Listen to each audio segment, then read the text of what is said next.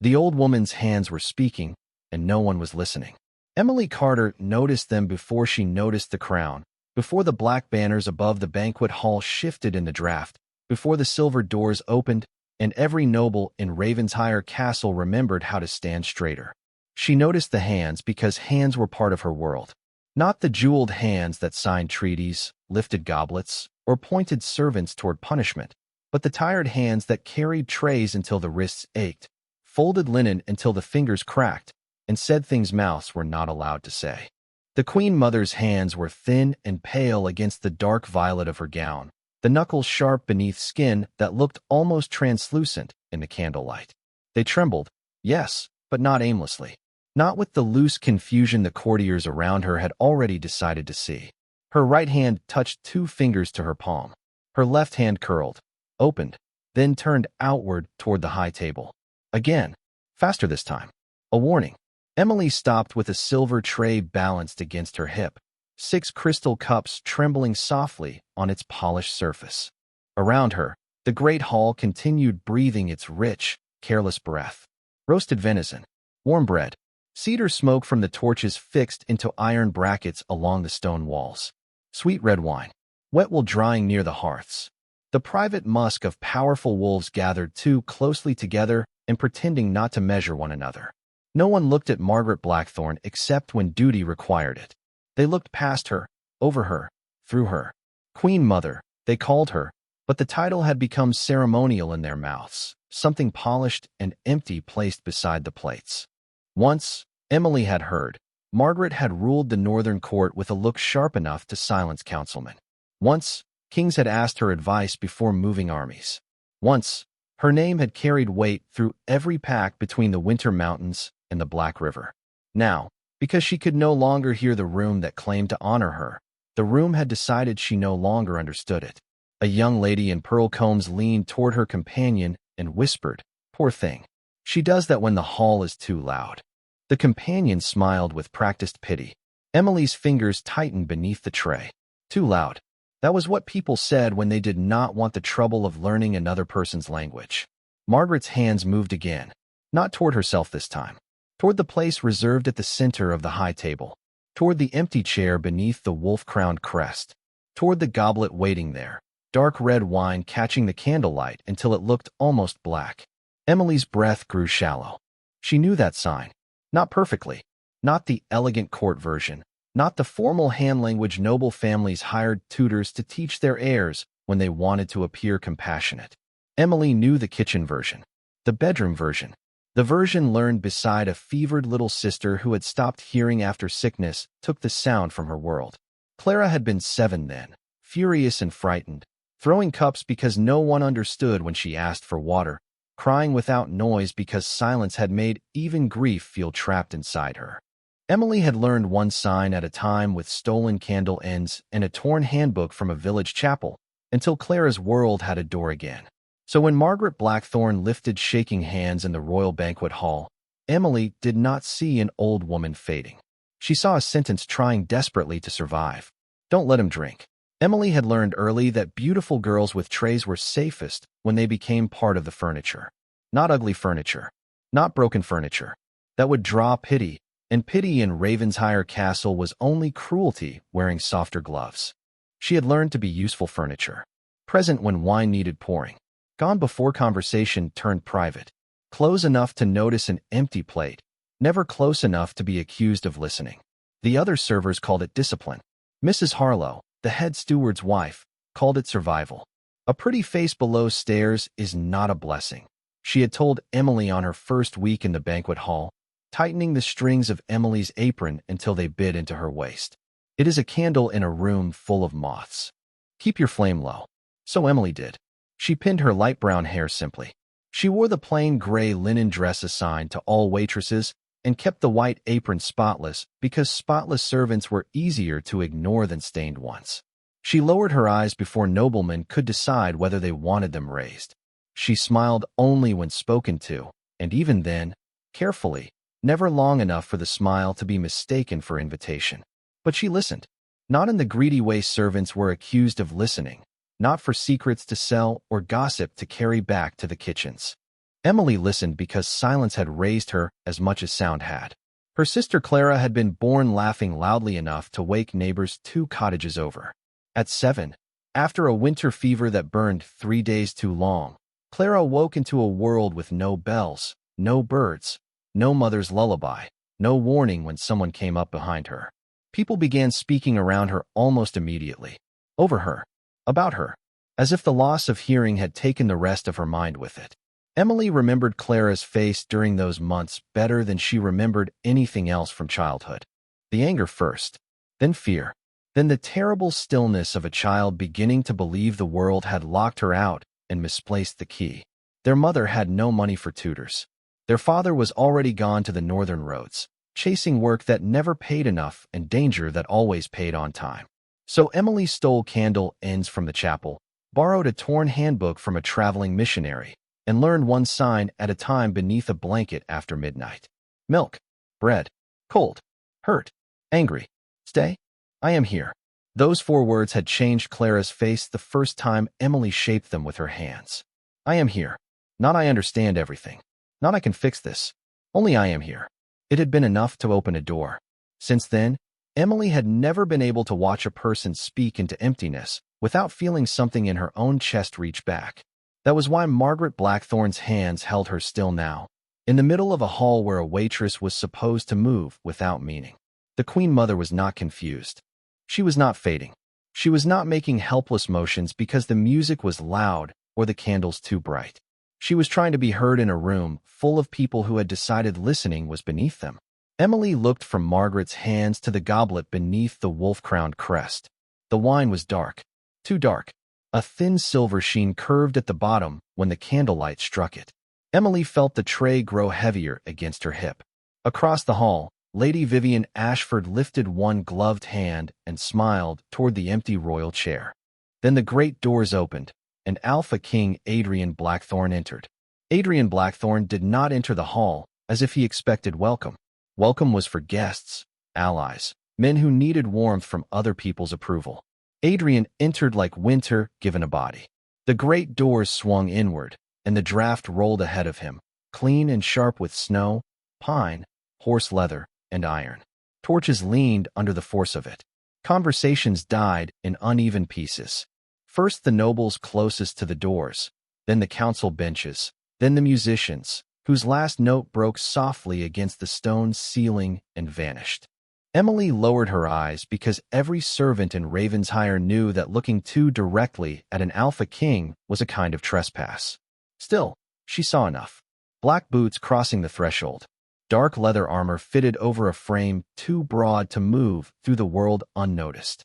A black cloak lined with wolf fur falling from shoulders built like the castle had carved them from its own mountain.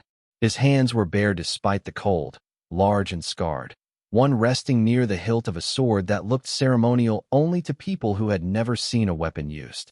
When he passed the first row of tables, grown alphas who had spent the evening filling the hall with their own importance straightened without deciding to. Pride stiffened them. Fear corrected them. Adrian's face was the kind people remembered even when they wished not to. Strong jaw, dark hair brushed back from his brow, mouth unsmiling, eyes a hard winter gray that did not sweep the room so much as measure it.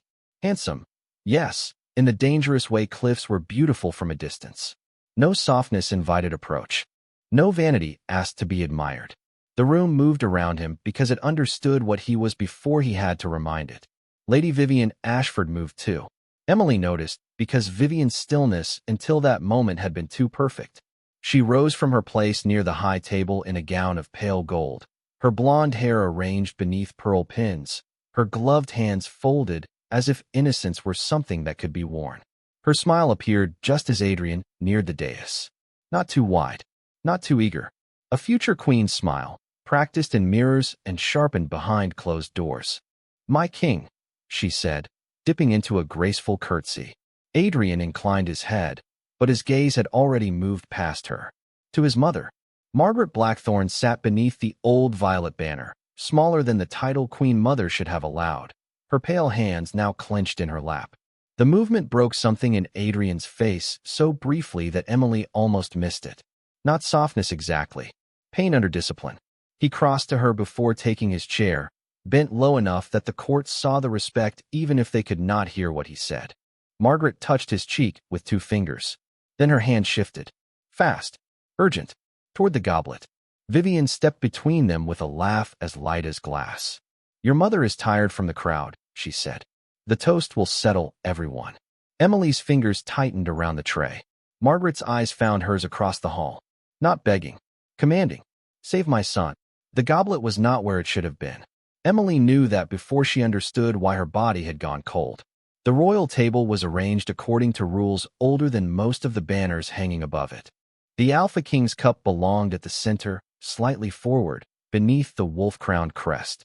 The Queen Mother's cup belonged to his right, close enough that a servant could refill both without crossing behind the throne. Lady Vivian's cup, as the chosen bride of the accord, waited to the left, marked by a thin gold band around the stem. But Margaret Blackthorn's goblet sat on the wrong side of her plate. Left side. Emily saw it because servers were trained to see placements the way soldiers saw openings in armor. A cup an inch too far from the knife. Bread set before wine. A napkin folded in the wrong direction. Small errors became punishments when they belonged to the wrong people. Margaret's right hand twitched against the table. Not mine. Then, sharper. Changed. Emily's mouth dried. Across the high table, Lady Vivian smiled at Adrian, as if the whole room had been designed to frame her future. Her gold gown caught the candlelight. Her pearl combs gleamed. Her gloved fingers rested near the ceremonial wine pitcher, elegant and still. Too still. Emily looked at the goblets again. The wine in Adrian's cup was dark red, nearly black in the deep bowl of crystal. That alone meant nothing. Ravensheyer served winter wine thick with spice and mountain berries.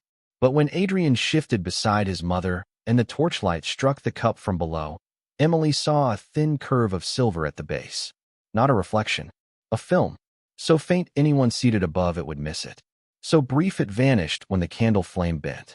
But Emily had spent years rinsing cups in gray kitchen water, watching grease float on soup, watching cheap medicine separate when mixed badly. Liquids betrayed themselves if you looked low enough. Servants always looked low. Margaret's hands moved again, faster now. His cup. Mine changed. Hers too. Emily followed the last sign to Vivian. At first, there was nothing. Only the pale gold gown, the pearl pins, the soft smile, the clean white gloves. Then Vivian lifted her hand to brush a curl from her cheek, and Emily saw the smallest stain at the wrist where the glove met skin. Red wine. Not spilled across the fingers like an accident at supper. Not splashed across the palm. A narrow mark along the inside seam, as if the glove had been changed after touching the rim of something wet. Emily felt the tray tilt and corrected it before the cups could sing against one another. Her mind tried to make the facts smaller. Perhaps a servant misplaced the Queen Mother's cup. Perhaps the silver curve was only candlelight. Perhaps Vivian's glove had brushed the pitcher by mistake. Perhaps Margaret was signing too quickly and Emily had misunderstood. But Margaret Blackthorn looked directly at her. Not confused. Not helpless. Furious. The kind of fury that came from being trapped inside a warning while everyone around you called it age. Emily understood then that the poison was not meant only for a body. It was meant for a story. If Adrian drank and fell, the court would look at the old deaf mother whose cup had been moved, whose hands had been frantic, whose silence could be translated by anyone cruel enough to do it. They would say grief had unbalanced her. They would say age had made her dangerous. They would say a mother desperate to keep power had tried to stop her son's marriage. And Lady Vivian Ashford would weep beautifully beside the body. Emily's stomach turned. Adrian reached for the goblet. Margaret's hand struck the table once. A few nobles glanced over and quickly looked away. Vivian laughed softly. She becomes dramatic when tired, she said. Emily set her tray down on the nearest serving stand. The sound was small, but to her it felt like a door closing behind her. She had no rank, no proof, no right to touch the royal table or speak above a whisper. She had only a dead mother's patience, a little sister's silence, and the language of an old woman everyone had chosen not to hear. Adrian's fingers closed around the stem of the cup. Margaret signed one word. Please. Emily moved before the cup reached Adrian's mouth. Not quickly enough to look like an attack. Not boldly enough to look like courage. She moved the way a waitress moved when she had seen a mistake at a table that could cost her wages by morning. With her shoulders lowered, one hand slightly raised, her face arranged into apology before anyone had asked for it. "Your Majesty," she said. The words barely cleared her throat. Still, they cut through the space between the royal table and the servants' line with a sharpness no proper waitress's voice should have had. Adrian's hand paused around the goblet. The hall noticed. That was the first terrible thing. Emily felt it happen like heat touching the back of her neck. The attention of nobles was not like ordinary attention. It did not simply look. It weighed. It measured the cost of noticing you, and then made you pay it. Mrs. Harlow appeared at Emily's side before Emily had taken 3 steps. "What are you doing?" she whispered. Emily kept her eyes on the high table, on the cup in Adrian's hand, on Margaret's pale fingers still trembling against the wood. "I need to speak to the Queen Mother." Mrs. Harlow's grip closed around her elbow. "You need to remember you serve wine." A few people at the nearest table turned fully now. One lord lowered his cup, amused. A young noblewoman hid a smile behind her hand. Vivian's gaze slid toward Emily, soft and bright and poisonous. "Oh," Vivian said lightly, "how sweet. The little waitress thinks she has business with the royal family." A small laugh traveled down the table. Emily's face burned, but she did not step back. Adrian still had not drunk. That was the only fact that mattered. "Please," Emily said, and she hated how small the words sounded in her mouth. "The Queen Mother is trying to say something." Vivian's smile thinned. "The Queen Mother is tired." Margaret struck the table once with the side of her hand. The sound was not loud, but it was hard enough to make the nearest candle tremble. Her face had gone pale with fury. She signed again, faster, sharper. They changed the cups. Emily's breath caught. Adrian looked from his mother's hands to Emily. For one impossible second, she thought he might ask. Thought he might see the old woman's rage and the waitress's fear and understand that something in the room had bent wrong. Then a royal guard stepped between Emily and the dais. "Back," he ordered. His voice was not cruel. That made it worse. Cruelty could be resisted. Procedure was stone. Emily looked up only far enough to see the guard's chest plate, the dark leather, the silver wolf crest, the hand resting near his sword. "I am not trying to approach the king. You are approaching the royal table. I only need to. You only need to return to your station." Another laugh. Quieter this time. "Perhaps she believes waving her hands will make her noble," someone murmured. The words struck Emily so cleanly that for a moment the hall disappeared, and she was 12 again, kneeling beside Clara's bed, while village boys outside the window mocked the strange, silent language her sister needed to survive. Her hands curled at her sides. Vivian lifted Adrian's goblet with her gloved fingers and offered it toward him with a smile made for paintings. "My king," she said, "shall we begin?" Margaret's eyes found Emily across the guard's shoulder. "Please. Not as a queen, not as a mother of a king, as a woman trapped behind silence, begging the only person in the room who had answered it before." Emily stopped trying to pass the guard. Instead, she set both hands where Margaret could see them. And for the first time in Ravenshire's royal hall, a waitress spoke without using her voice. Emily's hands shook only once. She hated that they did. For Clara, she had learned to make them steady. Clara had watched every movement the way other children listened for tone, and one careless shape could turn milk into mother, pain into patience, stay into leave. Hands mattered. Hands could comfort. Hands could wound.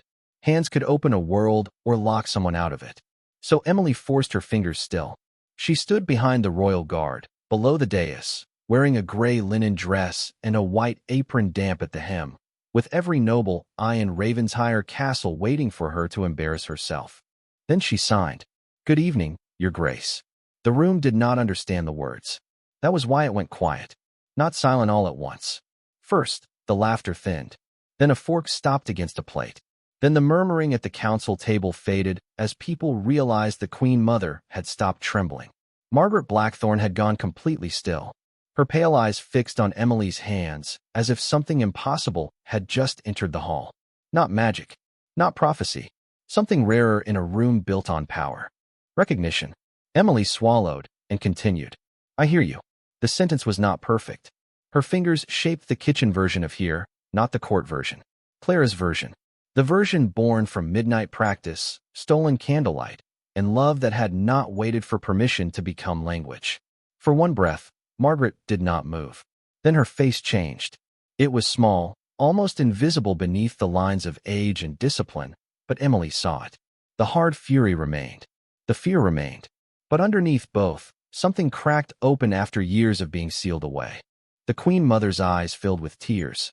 A sound moved through the hall. Not pity now. Shock. Vivian's smile faltered.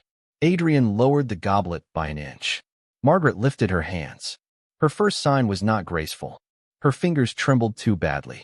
She began again, slower, fighting her own body until the sentence came clear. Save my son. Emily felt the words strike through her. She did not explain. Explanation belonged to people the room was willing to hear, and she had already spent too much time asking for permission from people who confused rank with truth. She moved. The royal guard reached for her arm, but Adrian's voice cut through the hall. Wait. One word. The goblet shattered before anyone understood she had moved. One moment, Lady Vivian's gloved hand was lifting it toward Adrian with that perfect future queen smile still resting on her mouth. The next, Emily's fingers struck the stem from below, not with strength, not with grace, but with the desperate precision of someone who knew a single heartbeat could decide whether a king lived long enough to be angry. Crystal exploded across the royal table. Wine spilled over white linen in a dark, spreading rush. The hall erupted. A guard seized Emily by the arm, so hard pain flashed white behind her eyes. Someone shouted. Someone gasped her name as if a waitress having a name made the offense worse. Mrs. Harlow made a sound that was almost a sob. Chairs scraped backward. Several nobles rose at once, their faces bright with the horror of seeing a servant touch what belonged to a king. Vivian stepped back, one hand pressed to her chest. How dare she? She whispered, and the whisper was shaped for the entire room to hear. She attacked the king's cup. Emily could not pull away from the guard. She did not try. Her gaze was fixed on the wine. A single drop slid from the broken rim of the goblet and fell onto the silver wolf ring resting beside Adrian's plate, the ceremonial ring meant to seal the knight's accord. For half a second, nothing happened. Then the silver turned black. Not tarnished slowly, not shadowed by candlelight, blackened from the center outward, the color spreading like rot beneath ice. The shouting died in pieces. A royal healer pushed through the nearest guards, his old face suddenly drained of blood. He lifted the ring with a cloth, sniffed the wine staining its edge, and went still in the way men went still when knowledge frightened them more than ignorance. My king, he said. Adrian had not moved. That was the most terrifying thing. He stood beside the ruined table with wine bleeding toward his boots, one hand half raised where the goblet should have been, his face carved from silence. The healer swallowed. Silverbane. The word moved through the hall like a sickness. Emily had heard of it only in kitchen whispers and old border stories. A poison made for wolf blood. Not quick enough to look like murder at first. Not loud enough to give the victim dignity. It weakened the heart, clouded the senses, turned the body against the beast inside it, and by the time anyone smelled danger, the dying had already begun. Adrian looked at the blackened ring, then at the broken cup, then at his mother.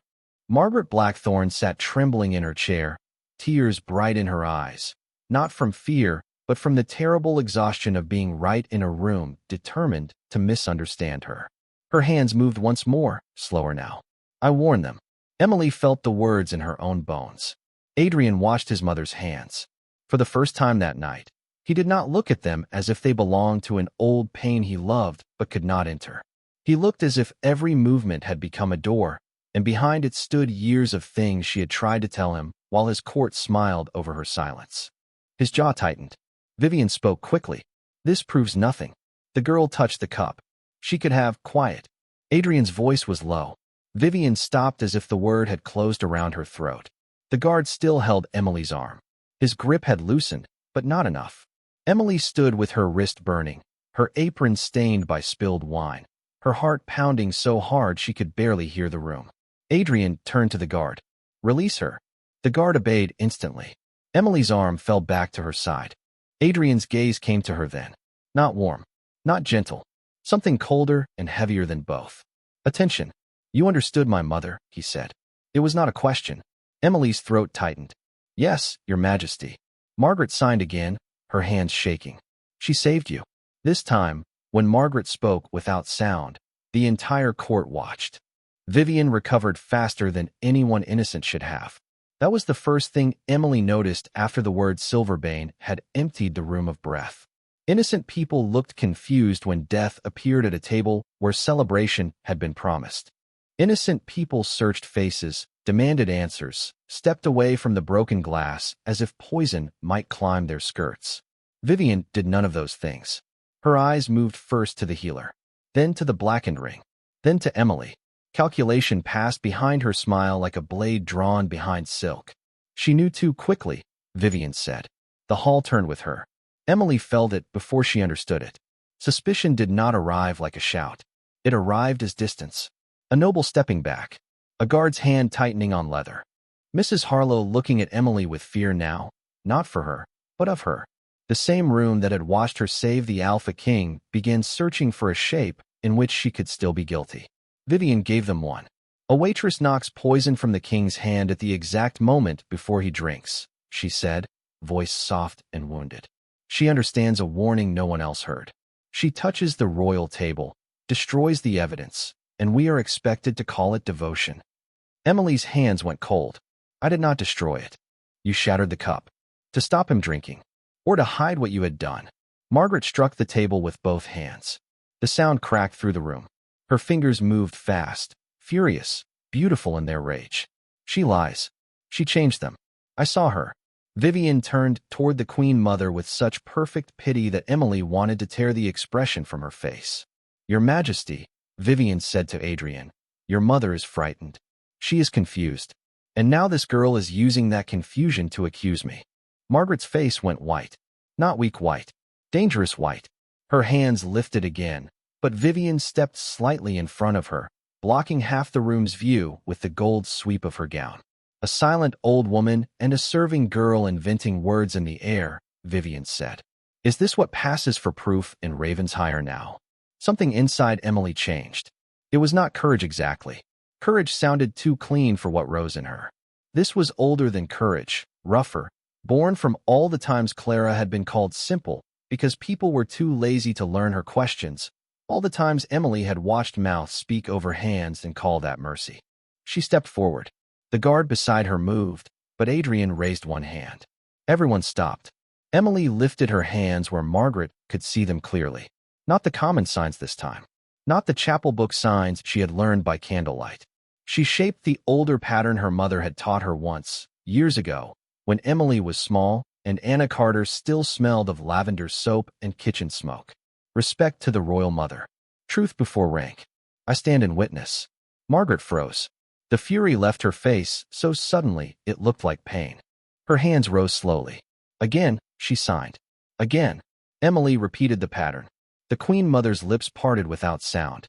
Then Margaret signed a question with trembling precision. Who taught you that? Emily felt every eye in the hall settle on her hands. She swallowed. My mother, she said aloud, because the answer deserved sound as well as silence. Anna Carter. The name struck Margaret harder than the shattered cup had struck the table. For one breath, the Queen Mother was no longer an old woman in violet silk, no longer a political relic pitted by wolves too arrogant to listen. She was someone remembering a ghost. Anna, she signed. Emily's throat closed. You knew her? Margaret's hands shook so badly she had to press them together before answering. She was mine. A murmur broke across the hall. Emily did not understand at first. Then Margaret signed again, slower. Each movement weighted with grief. My maid. My friend. She disappeared after warning me of poison in this court. Vivian's face lost all its color. Adrian saw it. And this time, so did everyone else. Adrian did not look at Vivian first. That was how Emily knew the room had already turned against her. Men who were uncertain searched faces. Men who doubted demanded noise. Adrian Blackthorne did neither. He looked at his mother. He watched Margaret's hands, watched the grief still trembling through them after Anna Carter's name had crossed the hall like a door opened in a sealed room. Then he looked at Emily, not as a waitress who had interrupted his toast, not as a pretty servant who had drawn the court's attention by accident, but as the daughter of a woman his mother had once trusted enough to call friend. Only then did he look at Vivian. Search her chambers, he said. Vivian's mouth parted. For the first time that night, no practiced expression arrived quickly enough to cover her face. "My king," she whispered. Adrian's voice stayed calm. "Her chambers. Her trunks. Her correspondence. Her servants." Now, guards moved before the last word settled. Vivian stepped back, but there was nowhere graceful to go. The court she had arranged so carefully around herself had become a ring of watching eyes. Nobles who had smiled at her minutes earlier now looked away, not out of mercy, but calculation. Power had shifted, and none of them wanted to be found standing too close to the wrong side of it. "This is madness," Vivian said, sharper now. "You would humiliate your future queen because an old woman moved her hands and a waitress claimed to understand." Margaret rose. The movement was slow, painful, but it pulled more silence from the hall than any scream could have done. She stood with one hand braced against the table, violet silk falling around her like the remains of a crown no one had managed to take from her. Emily moved instinctively to help, but stopped before touching her. Margaret saw the hesitation. Then, in front of every noble in Ravensshire, the Queen Mother reached for Emily first. Her fingers closed around Emily's wrist, light but certain. Not asking, choosing. A sound passed through the court. Vivian saw it and went pale with a hatred too naked to hide. "You are being manipulated," she said to Adrian. "By both of them." Adrian's eyes went colder. "My mother warned me." Emily Carter listened. "You try to make silence look like madness." Before Vivian could answer, the side doors opened and Captain Rowe returned with 2 guards. In his hand was a pair of white gloves folded inside a black cloth. Even from where Emily stood, she could see the stain along the inner wrist. Dark red, not dry enough to be old. Behind him, another guard carried a small silver vial sealed with wax and 3 letters tied in gold thread. Captain Rowe bowed. "Found beneath Lady Vivian's dressing mirror, sire." The vial reacts to wolf silver. The letters bear the Ashford seal and the mark of the Eastern rebels. Vivian's breath left her. Margaret's grip tightened around Emily's wrist. Adrian took the gloves and held them up for the court to see. No accusation was needed. The stain said what Vivian had spent the evening trying to bury. "Lady Vivian Ashford," Adrian said, "you are stripped of royal protection until judgment. Remove her from my mother's sight." Vivian lunged forward 1 step, not at Adrian, but at Emily, her face twisted with panic. "You ruined everything." A guard caught her before she came close. Emily did not move. She should have been afraid, but Margaret's hand was still around her wrist, and Adrian had stepped between them with the quiet finality of a closing gate. Vivian was dragged from the hall still speaking, still pleading, still trying to turn pity into power, but the room had stopped giving her language a place to land. When the doors shut behind her, the silence left behind felt different. Cleaner. Adrian removed the black cloak from his shoulders. Emily realized what he intended a breath before he did it, and her whole body went still. "Your Majesty, I am only—" "No," he said, not harshly. "Finally, you are not only anything." He placed the cloak over her shoulders. It was heavy, warm, edged with dark fur and winter air, impossible against the plain gray of her waitress dress. The court stared. Mrs. Harlow pressed a hand to her mouth. Margaret's eyes filled, but her chin remained lifted. Adrian turned to the hall. "The waitress you laughed at heard my mother when my entire court chose silence." No one dared look away. "From this moment, Emily Carter speaks for the Queen Mother under my protection. Any insult to her voice will be treated as an insult to mine." Emily could barely breathe beneath the weight of the cloak, the title, the 1,000 eyes that had finally learned to see her. Margaret turned Emily's hand upward and signed into her palm, slow enough for the whole room to watch. "Thank you, daughter of Anna." Emily's vision blurred. She answered with shaking fingers. "I hear you." And for the first time in years, the Queen Mother smiled as if the silence around her had broken open and let someone home. The cloak was warmer than Emily expected. That was the first thing she noticed after Vivian Ashford was dragged from the banquet hall, after the poisoned cup had been carried away beneath black cloth, after the nobles of Ravensshire Castle learned how quickly laughter could turn into silence when a waitress became someone the Alpha King had chosen to protect. Warmth should have comforted her. Instead, it made her painfully aware of her own body beneath it, the thin gray linen of her dress, the damp edge of her apron. the trembling in her hands that she could no longer hide by holding a tray. Servants were allowed to shake after danger, but only in pantries, behind closed doors, where no one important had to witness the cost of being useful. Emily stood beside Margaret Blackthorne while the hall rearranged itself around the truth. Guards sealed the doors. Healers tested the remaining goblets. Scribes were called from the lower offices with ink still drying on their fingers. Every person who had touched the ceremonial wine was ordered to remain inside until questioned. The feast had become an investigation, and the investigation had become a judgment no one had prepared to survive. Margaret had not released Emily's hand. Her fingers were thin and cold, but her grip held a queen's certainty. Every few breaths, her thumb moved lightly against Emily's wrist, not a formal sign, not one Emily had learned from any chapel book or her mother's old lessons. Just touch, just proof. I am here.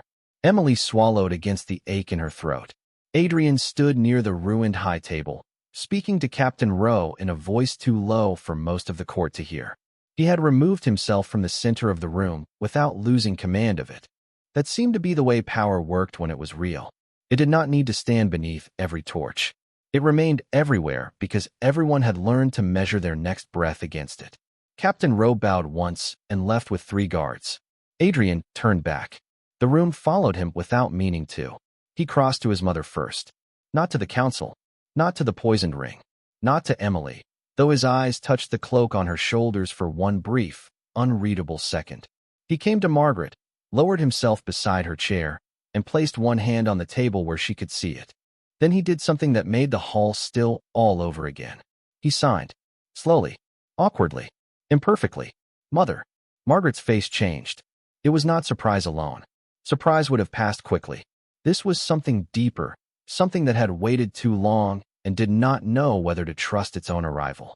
Her hand rose halfway, stopped, then covered her mouth. Adrian's jaw tightened as if the small movement had wounded him. He signed again. I should have learned. The signs were clumsy. His fingers were too stiff, too careful, shaped by memory rather than fluency. But they were real. That was what mattered. Not elegant. Not complete. Real. Emily looked down before the emotion in the Queen Mother's eyes could become too intimate for a servant to witness. But Margaret pulled gently on her wrist. Stay? So Emily stayed. Margaret answered her son with shaking hands. You listen tonight. Adrian watched every movement, as if missing even one would be another failure added to a ledger already too long. When she finished, he looked at Emily. Tell me if I misunderstand, he said. The court heard him ask it. That was the point. Emily's breath caught. She said you listen tonight. Adrian nodded once, but his gaze remained on his mother. Not soon enough, he said. Margaret's eyes filled again. She signed something Emily knew before her hands finished shaping it. Still my son. Emily translated softly. Adrian closed his eyes for 1 second. No one in the hall moved. When he opened them, the king was there again, but altered. Not weaker. Never weaker. Only more awake to the silence he had mistaken for peace. He rose and turned to the court. From this night forward, Adrian said, no one speaks over the Queen Mother in my hall. No one interprets her without her consent. No one decides silence means confusion because they are too arrogant to learn how she speaks. His eyes moved across the nobles who had laughed, pitted, dismissed, and looked away. And by morning, every member of my council will begin learning the language my mother has used for years while you called her absent. A few faces paled. Emily felt Margaret's fingers squeeze hers once. Small. Victorious. Adrian looked at Emily then, fully this time. You will teach us, he said. It was not a request the way kings rarely made requests, but it was not an order either. There was space inside it. Respect enough to let her answer as a person rather than obey as a servant. Emily stood in his cloak, beside his mother, before a court that had mocked her hands less than an hour ago. Yes, your majesty, she said. I will. Margaret smiled through tears. And the silence in Ravenshire's castle changed its meaning. By sunrise, Ravenshire's castle had discovered that hands could frighten a court more than swords. Emily saw it in the corridors after the banquet hall was finally emptied, after Vivian's guards were doubled, after the poisoned goblet, stained gloves, and rebel letters were locked beneath Captain Rowe's seal. Nobles who had once passed waitresses without moving their shoulders now stepped aside, when Emily walked beside Margaret Blackthorne. Not widely, not kindly, but enough. Enough for the old order of the castle to feel the crack running through it. Adrian's cloak still rested over Emily's shoulders, too heavy for her frame and too royal for her gray dress, and every eye that touched it seemed to understand a new rule had been written without ink. Margaret noticed too. Her mouth curved once, faintly, not with triumph, but with the tired amusement of a woman who had lived long enough to see cowards learn manners. They had moved her from the great hall to her private solar in the eastern wing, a room warmed by a deep hearth and lined with old tapestries showing black wolves beneath winter stars. Emily had expected to be dismissed once the danger passed. Instead, Margaret had kept hold of her wrist through every corridor, every bow, every startled whisper, as if letting go too soon might return them both to a world where silence belonged to other people. Adrian followed several steps behind with Captain Rowe, speaking in low tones about locked gates and intercepted letters. He did not crowd his mother. He did not speak for her. Emily noticed that more than anything, power, when corrected, could become cruel. This had become careful. Inside the solar, Margaret sat near the fire and motioned Emily closer. Then she signed one name. Anna. Emily's breath tightened. Her mother's name had always lived in her life like a candle kept behind cupped hands. Anna Carter had died when Emily was 13, officially of winter fever, unofficially of exhaustion, grief, and secrets she never trusted walls enough to speak aloud. She had taught Emily the old signs in fragments, always after dark, always with the shutters closed. Emily had thought they were memories from service, nothing more. Margaret signed again, slower. Your mother saved me once. Emily translated the words for Adrian before she could decide whether her voice would hold. Adrian stopped near the hearth. Margaret's hands trembled, but not from weakness. From age, yes. From sorrow, certainly. But also from the weight of a truth finally given a room. Poisoned before. Same court. Different face. Emily looked at the fire because looking at Margaret hurt too much. She warned you. Margaret nodded. Vivian's father. Lord Ashford. The name turned the air colder. Adrian's expression sharpened. Ashford was accused of bribery 20 years ago. The charge disappeared. Margaret's eyes did not leave Emily. Anna found the cup. Anna took it away. Anna vanished from my service the next morning. Emily's fingers curled into the black fur at her shoulders. She told me she left the palace because the work was dangerous. Margaret's face broke then, only for a second. She signed with both hands, a shape almost like apology. I let her go because I thought distance would save her. It did not. The room became very quiet. Emily had spent half her life believing her mother had merely carried pain from the palace the way servants carried everything else, silently, without complaint, until the body could not carry more. Now the pain had a name. Ashford. Poison. Silence purchased with fear. Adrian crossed the room and knelt before his mother, not as a king before a witness, but as a son before a woman whose grief his court had buried beneath ceremony. This ends with me, he said. Margaret watched his mouth, then looked to Emily. Emily signed his words. Margaret answered without hesitation. Then do not only punish them. Teach this court to hear what it has ignored. Adrian looked at Emily then, and for once there was no command in his eyes. Only recognition. Will you stand with her when she speaks? Emily glanced at Margaret, at the woman who had known her mother, at the firelight catching the lines in hands that had been dismissed for too many years. She thought of Clara, of Anna, of every person spoken over by rooms too proud to listen. Yes, Emily said. Margaret reached for her hand. This time, Emily reached back first. The council chamber had never been built for listening. Emily understood that the moment she entered it beside Margaret Blackthorne. It was a room designed for voices that expected to be heard. High stone ceiling, long black table, carved chairs with wolf heads at the arms, iron sconces burning steady along the walls. Every surface seemed made to carry sound upward and outward, to make a man's command feel larger than the body that gave it. There was no place in that room for silence except submission. Until Margaret walked in. The Queen Mother did not enter quickly. Age had made speed costly, and the night had taken more from her than anyone had the right to ask. But she entered upright, one hand resting lightly on Emily's arm, violet sleeves falling back from wrists that every councilman now watched with the wary attention usually reserved for weapons. Adrian came after them, not before. That mattered. Emily felt the room notice it. The Alpha King did not lead his mother in like evidence. He followed her in like authority had chosen its own shape. Vivian was not present. She had been locked in the Western Tower under guard. But her absence sat at the table anyway, in the empty chair reserved for Ashford Blood, in the sealed letters laid before Captain Rowe, in the fear hiding behind noble faces that had been too eager to praise her only hours before. Lord Ashford stood near the far end of the table, pale but composed, silver hair tied at his neck, hands folded over the head of a carved cane. He looked nothing like a man whose daughter had been caught with poison. He looked like a man waiting for the room to remember that old families survived storms by becoming stone. "Your Majesty," he said, bowing to Adrian while refusing to look at Margaret. "This is a regrettable misunderstanding." Emily felt Margaret's fingers tighten once. Adrian's voice was calm. "You will address my mother." Ashford paused. A flicker of irritation crossed his face, too quick for most people. Not for Emily. Not anymore. He turned slightly toward Margaret and bowed again, shallower this time. "Your Grace, I grieve the distress caused to you." Margaret looked at him for a long moment. Then she lifted her hands. Emily's heartbeat slowed. This was what they had come for. Not a translation whispered behind a chair. Not pity shaped into permission. Margaret would speak, and the court would wait.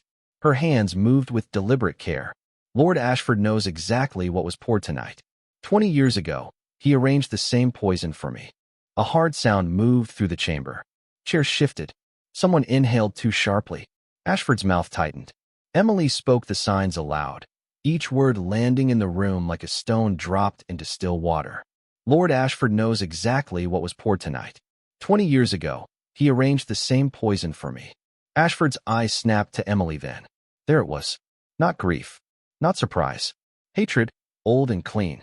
"A waitress should be careful," he said softly, "when lending her voice to accusations she cannot understand."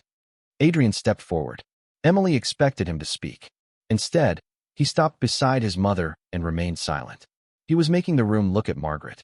He was making them understand that his power was not replacing hers. It was guarding the space around it. Margaret signed again. Anna Carter understood. "That is why you feared her." Emily's voice nearly failed on her mother's name, but she held it steady. Anna Carter understood. "That is why you feared her."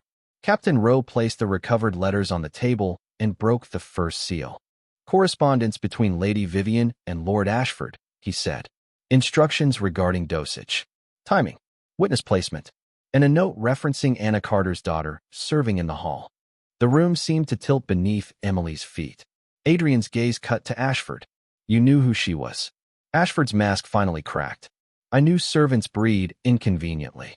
For one breath, no one moved. Then Margaret rose. Emily reached to help her, but Margaret did not lean. Her hands lifted, shaking now, not with weakness but with fury held too long in the body. Emily translated as the signs came, slow and merciless. "You poisoned a queen and called her fragile. You threatened a maid and called her dismissed. You raised a daughter to finish what you were too cowardly to confess. And you mistook silence for safety because everyone around you profited from not hearing me." Ashford's face drained of color. Margaret's final sign was small, almost gentle. "No more." Emily whispered it first, then repeated it louder. "No more." Adrian turned to Captain Rowe. "Lord Ashford is stripped of council seat, estate command, and royal protection. Take him." Guards moved. Ashford struck the table with his cane. "You would destroy one of the oldest houses in the north over signs in the air?" Adrian's expression did not change. "No," he said. "Over poison, treason, and 20 years of mistaking my mother's silence for permission." As Ashford was seized, Margaret sat back slowly, and Emily felt her own knees tremble with everything the room had finally been forced to hold. Her mother's name, Clara's silence, Margaret's warning, Vivian's poison. A court built for voices, now broken open by hands. Margaret turned to Emily and signed one word. "Daughter." Emily could not translate that one. Not aloud. Not yet. So she answered with her hands instead. "I am here." By noon, Ravensshire Castle had learned a new kind of silence. Not the silence that had followed Margaret Blackthorne for years, heavy with pity, dismissal, and the polite cruelty of people who mistook patience for absence. not the silence servants used to survive, pressed flat against walls while nobles carried power past them like drawn steel. This silence was different. It was the silence of a court waiting to be corrected. Emily stood beside the Queen Mother on the upper steps of the Great Hall, Adrian's black cloak still resting over her shoulders. Below them, the nobles of Ravensshire gathered in uneasy rows. Councilmen who had spent years speaking over Margaret now washed her hands as if every finger carried judgment. Ladies who had laughed behind pearl fans kept their eyes lowered. Guards lined the walls, not to intimidate the weak, but to make certain the powerful did not escape what the weak had finally said. Lord Ashford had been taken to the western cells. Vivian remained locked in the tower, her letters, gloves, and poison sealed as evidence beneath Captain Rowe's watch. By sunset, their names would be read before the northern packs as traitors to the crown. By winter's end, their house would no longer sit at any table where laws were made. But Adrian had refused to let punishment be the only ending. This hall witnessed a lie, he said. His voice traveled cleanly through the chamber. Now it will witness the truth. Margaret lifted her hands. Emily's breath caught, not from fear this time, but from the weight of being trusted. She stood close enough to see the tremor in Margaret's wrists, close enough to feel the old woman gather herself before the room that had dismissed her for too long. Margaret signed slowly. I was never absent. Emily spoke the words aloud. I was never absent. The hall seemed to tighten around them. Margaret continued. I heard you when you called me confused. I saw you when you looked through me. I understood every smile that became cruelty when you thought I could not answer. Emily translated each sentence, her voice growing steadier with every word. Somewhere near the servant doors, Mrs. Harlow began to cry quietly. Not prettily, not for attention. The kind of crying that came when someone realized how many times they had obeyed a wrong thing because it wore the uniform of order. Margaret's hands paused. Then she turned to Emily. Anna Carter was loyal. Her daughter is loyal. From this day, Emily Carter does not stand behind my chair. She stands beside it. Emily's throat closed. For one moment, she was not in the great hall. She was back under a childhood blanket, candle stub burning low, teaching Clara the signs for bread, cold, hurt, stay. She was beside her mother's bed, watching Anna Carter hide palace grief behind tired eyes. She was a waitress with a tray, invisible until an old woman's hands called her into danger. Adrian stepped forward. Emily Carter, he said, and the hall heard her name as something official, something no one could fold back into the word waitress and forget. You are appointed voice and hand to the Queen Mother of Ravensshire. You will be paid from the royal treasury, protected by royal guard, and answered with the respect owed to the woman you serve. A councilman bowed first, then another. Then the entire hall lowered itself, not to Adrian, to Margaret, and, because Margaret's hand had closed around hers, to Emily too. Emily felt the impossible shape of it move through her, not triumph, not exactly. Something quieter. Restoration. A door opening where generations of women had been told there was only a wall. Margaret squeezed her hand once and signed without looking away from the bowing court. They hear us now. Emily looked at Adrian. He stood at his mother's other side, tall, broad, severe, beautiful in the cold way kings were beautiful, but his eyes were on Margaret's hands, following every movement as if each one mattered, as if he would never again let silence be translated by anyone but the woman who lived inside it. Emily answered with shaking fingers. Yes. Then, because the whole hall was watching and because she no longer needed permission to be understood, she spoke the words too. Yes, Your Grace. They hear us now. And for the first time in Ravensshire Castle, the silence did not belong to those who ignored. It belonged to those finally being heard.